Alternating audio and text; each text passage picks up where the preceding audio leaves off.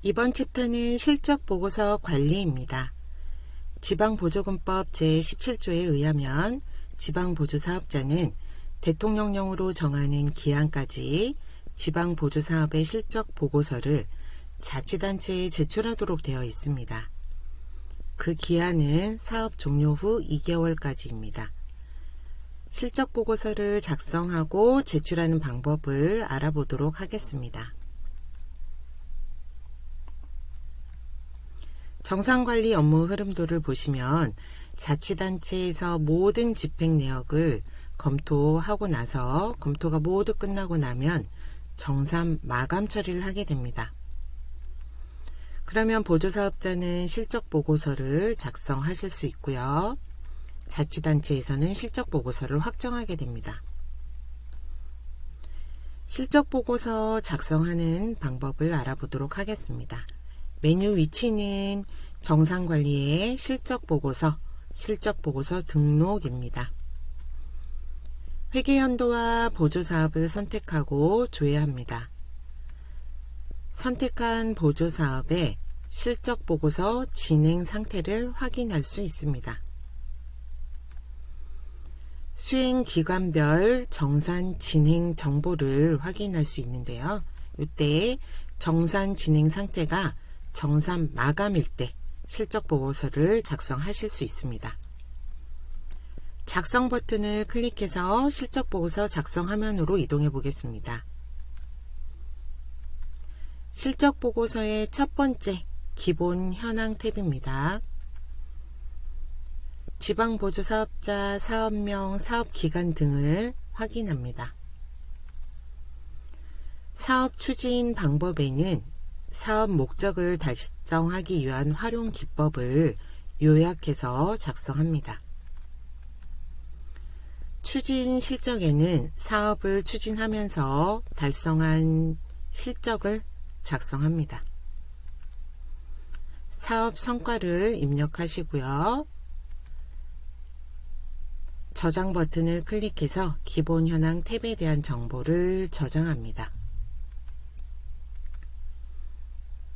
다음은 계획 대비 실적 탭입니다. 수행사업 계획 시 작성한 사업 계획이 조회가 되고요.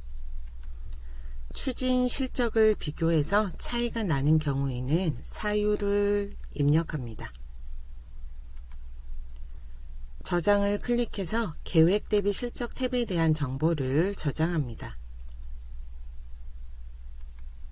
수행사업계획서 작성한 내역에서 사업 변경이 있었다면 계획자료 가져오기를 클릭해서 변경된 계획자료로 가져올 수 있습니다.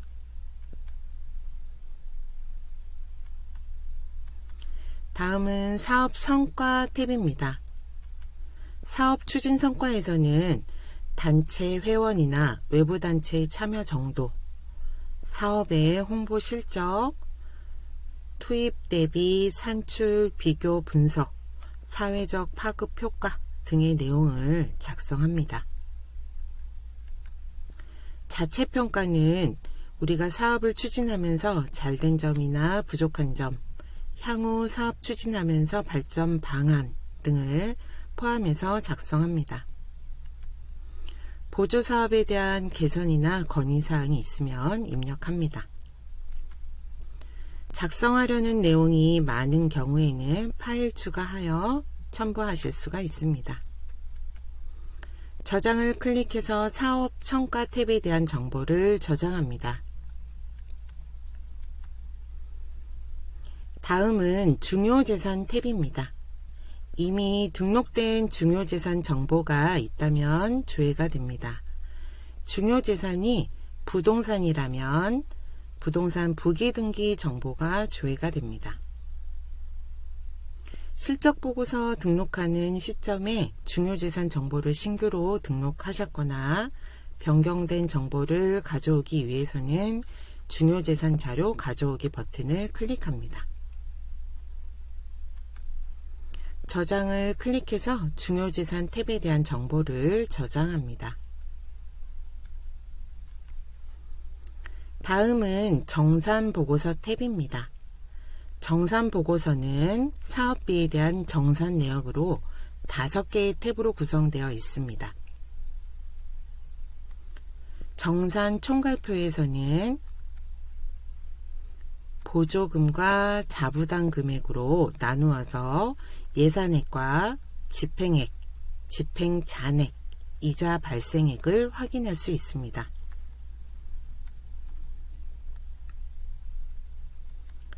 두 번째, 집행내역 일자별에서는 일자별로 재원 구분, 비목별, 지출 일자별로 집행한 내역을 확인할 수가 있습니다.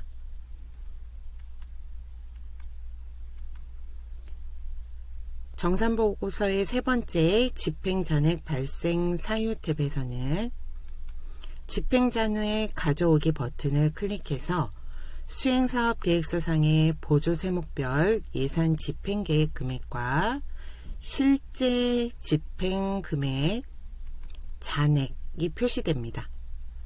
집행잔액이 발생한 사유를 입력합니다. 발생 사유란에는 하단에 표시된 것처럼 사업계획의 변경이나 사업의 취소, 보조금 지급 사유 미발생 등의 발생 사유를 작성해 주시면 됩니다. 저장 버튼을 클릭해서 집행잔액 발생 사유에 대한 정보를 저장합니다. 정산보고서의 네 번째 집행내역 전용 카드에 대한 탭에서는 보조금 전용 카드 사용 내역이 조회가 됩니다.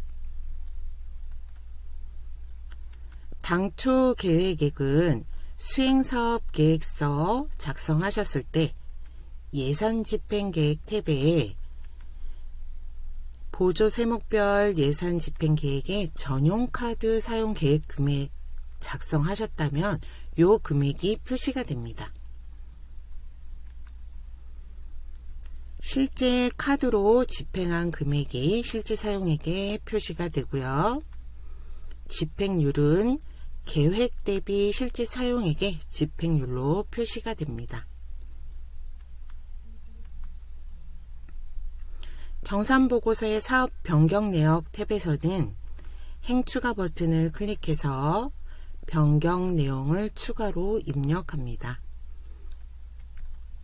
저장 버튼을 클릭해서 사업의 변경 내역에 대한 정보를 저장합니다.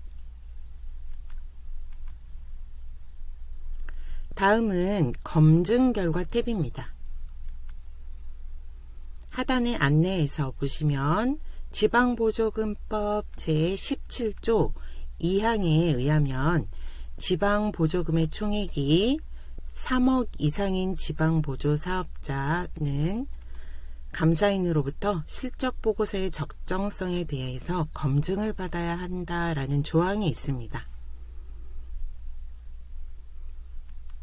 그래서 상단에 보시면 기간 검증 대상 여부에 검증 대상인 경우는 자동으로 대상으로 표시가 됩니다.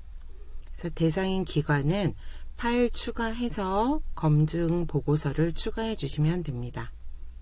그래서 저장을 해서 검증 보고서 정보를 저장해 주시면 되고, 이렇게 검증 보고서 출력 버튼이 나타난다는 것은 민간 회계사가 검증 보고서를 제출한 경우에 이 버튼이 보이게 됩니다.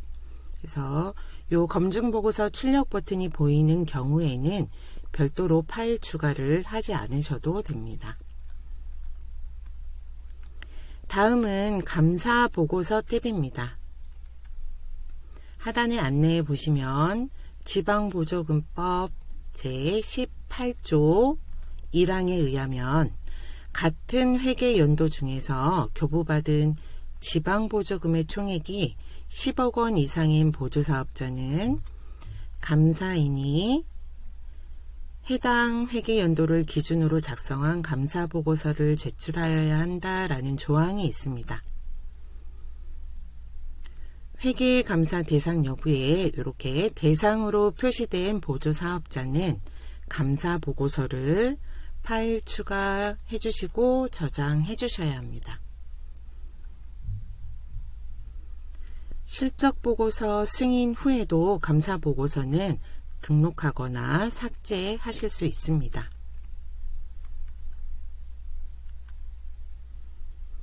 다음은 마지막 보고서 제출 탭입니다.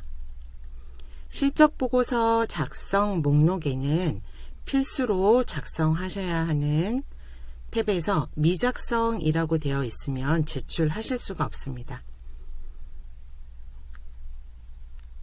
제출 버튼을 클릭해서 실적보고서를 제출해 주시면 됩니다. 사업 종료 후 2개월 이내에 실적보고서를 제출하셔야 합니다.